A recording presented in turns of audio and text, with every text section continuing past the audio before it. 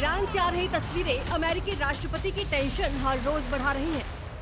एक तरफ ईरानी सेना का अमेरिकी मिलिट्री बेस पर ताबड़तोड़ हमला, एक तरह से कहें कि 18 दिन की जंग में ईरान ने पूरे मिडिल ईस्ट में अमेरिकी मिलिट्री बेस को तबाह कर दिया है। उत्तर में इराक से लेकर फारस की खाड़ी के किनारे कतर, बहरीन और सऊदी अरब तक ईरान ने अमेरिकी सेना को बैकफुट बना दिया है। बाकी बचा इजराइल, तो इसका तेल अवीव जैसा शहर खंडहर दिख रहा है। 18 दिन की जंग में छूटे पसीने, ईरानी हमले से टेंशन में ट्रंप।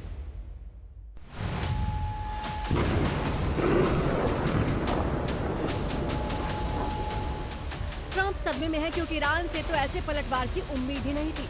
ये ट्रंप की बड़बोली फितरत का नतीजा है। दुनिया का कोई भी देश हो, उसके खिलाफ ऐसी बयानबाजी करते हैं, ऐसी धमकियां देते हैं जैसे उनके डर से घुटने टेक देगा। लेकिन ईरान ऐसा नहीं निकला।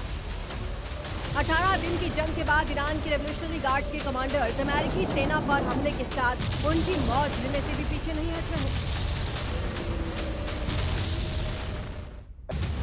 अभी 2 दिन पहले ही ट्रंप ईरान पर अपनी जीत के दावे कर रहे थे। मीडिया में आकर कह रहे थे कि उन्होंने ईरान का 90% सैन्य ढांचा तबाह कर दिया है।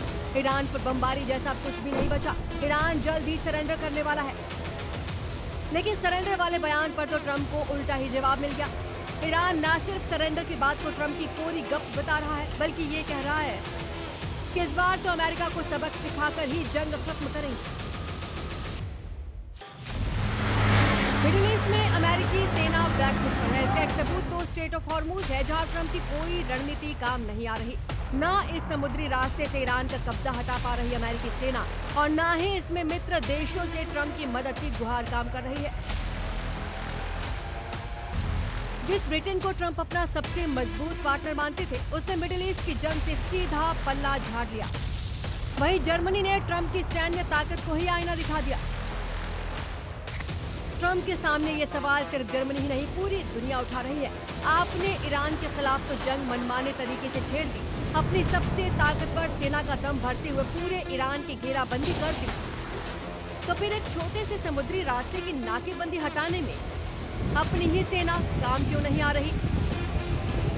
अगर ईरान की पारंपरिक सेना के आगे अमेरिका की हाईटेक आर्मी और बड़े बड़े युद्धपोतों वाली नौसेना का मनोबल इतना गिरा हुआ दिखा, तो फिर ट्रंप ईरान से ये जंग कैसे जीतेंगे?